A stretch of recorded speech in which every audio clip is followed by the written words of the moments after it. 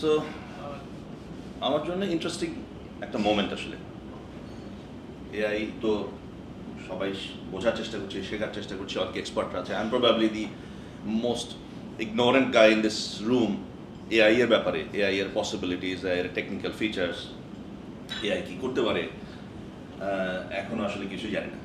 But trying to think, trying to Learno বলবো না, trying to think যে ঘটনাটা হচ্ছে কি আসলে। খুব দ্রুত চেঞ্জ হয়ে যায়। 6 মাস আগেও যা আলোচনা হয়নি এখন তো আলোচনা হচ্ছে, 2 মাস আগেও যা আলোচনা হচ্ছে এখন আলোচনা হচ্ছে। 2 মাস আগে অফিসের কাউকে বোঝানো যাচ্ছিল না এটার ভ্যালু, এখন সবাই এটার পেছনে ছুটছে। তো আসলে ঘটনাটা হচ্ছে কি, খুব ফাস্ট যাচ্ছে time. Anyways, so again, thanks to Numan sir and the Anupam bhai. We're very close. একসাথে বিভিন্ন জায়গায় দেখা হয়, কাজ করি। Numan sir, he is my teacher as well in IBA and corporate বড় ভাই। তো এআই নিয়ে আসার সময় ভাবছিলাম আর কি যে ঘটনাটা কী ঘটছে। তো উনি যখন এখানে এই প্রোগ্রামের জন্য আমাকে বললেন, খুব ব্যস্ত টাইমের মধ্যে উনিও বললেন যে আসতে হবে, এরকম আমার একটা ইয়ে আছে। তো স্বভাবসুলভভাবেই উনি বললেন যে এই যে বলেছি চলে আসবেন, আর ইমেল টিমেল দিতে পারবো না, কিন্তু সময় নেই। So that's the relation part, what he highlighted in the beginning, right? Such deep. He just said, আমি ইমেল দিতে পারবো না, সময় নেই, আপনি চলে আসবেন। And I came. আজকে I was supposed to go to Jessore একটা কাজে, তো আমি ওটাকে একটু পিছিয়ে দিয়ে এটা চলে যাবো আর কি। So that's the relation part. Don't undermine this. AI যদি আপনাকে আকাশেও উঠে নিয়ে যায়, please do not undermine this. এই ম্যাটেরিয়ালিস্টিক পার্টটা যেন আমাদেরকে মানে ইয়ে না করে। সো দেন হোয়াট, এটাকে যদি একটা সাইডে রাখি তাহলে এআই কি আসলে। আমি মাঝে মধ্যে ভাবি যে আমার যদি একটা সন্তান হয়, বা এরকম অনেক এক্সাম্পল আছে যে অস্বাভাবিক রকম ইন্টেলিজেন্ট, এরকম আছে, কিন্তু 5 বছরে হাফেজ হয়ে গেছে, আছে না এরকম? সে তো স্বাভাবিক ক্যারেক্টার না, এটা অস্বাভাবিক কিছু। Persons like doctor Zakir Naik, ওনাদের মেমোরাইজেশন অস্বাভাবিক, যা দেখে সব এখানে স্টোর হচ্ছে। কোয়েশ্চেন হচ্ছে এই অস্বাভাবিকতাকে আপনি আমি কতটুকু অ্যাডপ্ট করতে পারছি, আপনি আমি কতটুকু অ্যাকসেপ্ট করে নিতে পারছি, আপনি আমি কতটুকু এর থেকে নিতে পারছি। রাসেল ভাই যে পয়েন্টগুলো বলেছেন ভেরি ইম্পর্টেন্ট, যে আমরা যেন এগোয়েস্টিক হয়ে না যাই এআই এর সাথে। হচ্ছি আমরা, ওই যে উইজডমের একটা কথা আসছে, ফ্র্যাকশন অফ সেকেন্ডে আমরা এগোয়েস্টিক হয়ে যাই যে আচ্ছা উইজডম তো আমার কাছে আছে, এটা কি এআই নিতে পারবে? ভাই নিলে অসুবিধা কি? আপনার উইজডম যদি ও একটু নেয়, অসুবিধা কি? আপনি ধার দেন না একটু knowledge. So be flexible. Shyness কাজ করছে এখনো, যে এটা যদি বসকে বলি এটা এআই দিয়ে করেছি, চাকরি থাকে কি না থাকে। কদিন পরে বলবে যে সবাই করছে, তুমি এটা করছো না কেন, এর জন্য চাকরি থাকবে না। সো তার মানে কি এআই আমার চাকরি খাচ্ছে? না, আমি ফ্লোতে নাই, সেজন্য আমার চাকরি থাকবে না। It's not AI. এখন যদি আমি একটা টাইপিং মেশিন নিয়ে কাজ করি, আমার চাকরি থাকবে না, তো ওটাও তো এক সময়ের লেটেস্ট টেকনোলজি। আর 50 বছর পরে এআই কি হয়ে যাবে, 20 বছর পরে আপনার জানি না, সেটা হয়তো আমরা সে সময় থাকবো না। It's not being egoistic or being, অন্যভাবে ভাবছিলাম। ধরেন আপনি বই পড়ুয়া, রাইট, ভালোবাসেন, যে কোনো বই পড়েন। আপনাকে কেউ যদি একটা লাইব্রেরি গিফট করে, how would that be? You love it certainly. তা আপনি ভাবলেন যে ঠিক আছে, এখন রিটায়ার করলেও সমস্যা নাই, আমি সারা জীবন পড়বো। এখন আরেকজন এসে বললো যে ভাই একটা এই টুলস নেন, আপনার সারা জীবন ধরে পড়া লাগবে না, 10 মিনিটের মধ্যে পুরো লাইব্রেরি আপনাকে পড়া দিচ্ছি। এতটাই ফাস্ট এগোচ্ছে। এখন যিনি লাইব্রেরি ভেবেছিলেন যে আমি সারা জীবন ধরে রিটায়ার্ড লাইফে পড়বো, একটু একটু করে পড়বো, তাকে ওটার সাথে অ্যাডপ্ট করে নিতে হবে যে ইয়েস টেকনোলজি হ্যাজ কাম, কেউ একজন আমাকে দাম করে ইনফরমেশন ফিড করে দেবে, সেটা নিতে হবে।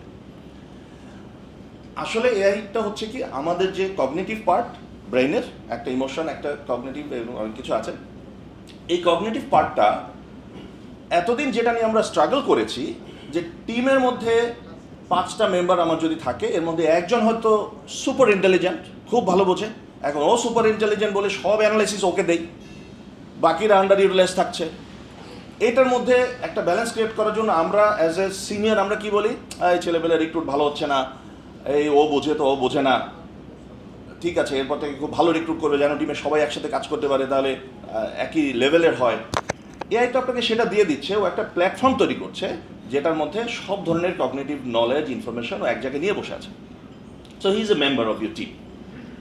এখন এই মেম্বার যখন তৈরি হয়ে গেল, এখন ওই মেম্বার কি নিব কি নিব না আমি চিন্তা করছি বারবার। এতদিন কিন্তু সেটাই চেয়েছি যে someone has to be there who is super intelligent, আমার সব প্রশ্নের উত্তর দিবে, আমার সব কাজ করে দিবে।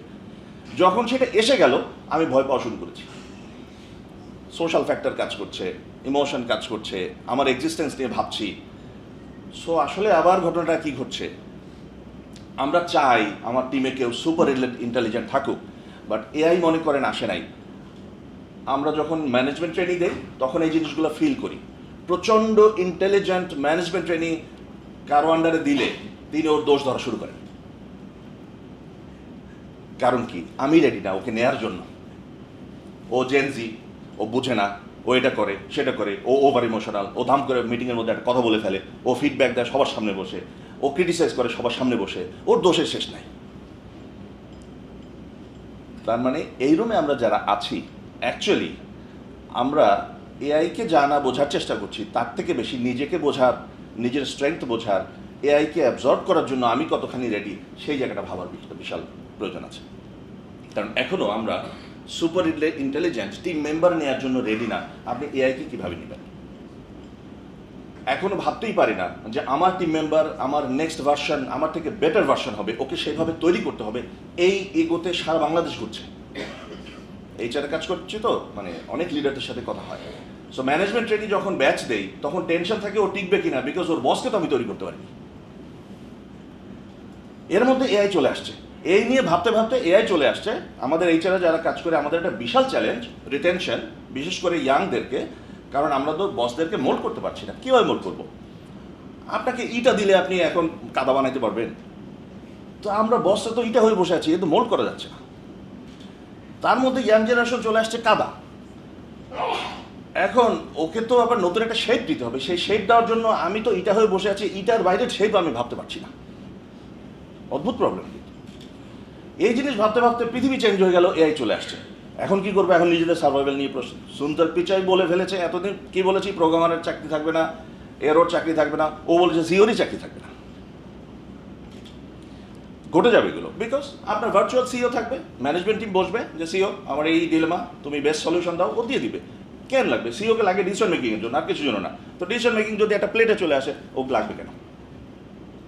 লাগবে না। সো অ্যাডপ্ট করা একটা বিশাল ঘটনা, নলেজকে নিতে পারা একটা বিশাল ঘটনা। এগোয়েস্টিক হওয়ার দরকার নেই, ওর কাছে পৃথিবীর সব নলেজ চলে যায়। মনে করেন এই টায়াসে পৃথিবীর সব নলেজকে ইনজেক্ট করা হলো। এ ধরনের অনেক মুভিও আছে, রাইট?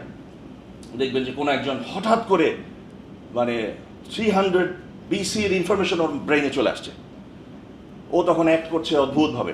ও তখন মুহূর্তের মধ্যে ডাইনোসর এজে চলে যাচ্ছে, আবার মুহূর্তের মধ্যে 200 বছর সামনে চলে যাচ্ছে। এ ধরনের মুভি দেখি। So this is happening, practically হওয়া শুরু করেছে। পৃথিবীর সব ইনফরমেশন ওকে ফিড করা হচ্ছে। এই ইনফরমেশনের রিফ্লেকশনটা নেয়ার জন্য আমরা তৈরি না এখনো।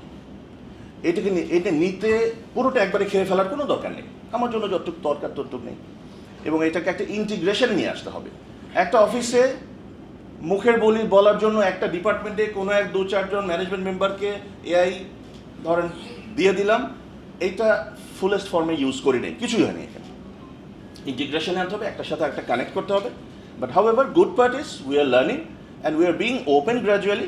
এখন আস্তে আস্তে একটুখানি শাইনেস কাটা শুরু করেছে, কনজারভেটিভনেস কাটা শুরু করেছে, বাট একটা রুট রয়ে গেছে।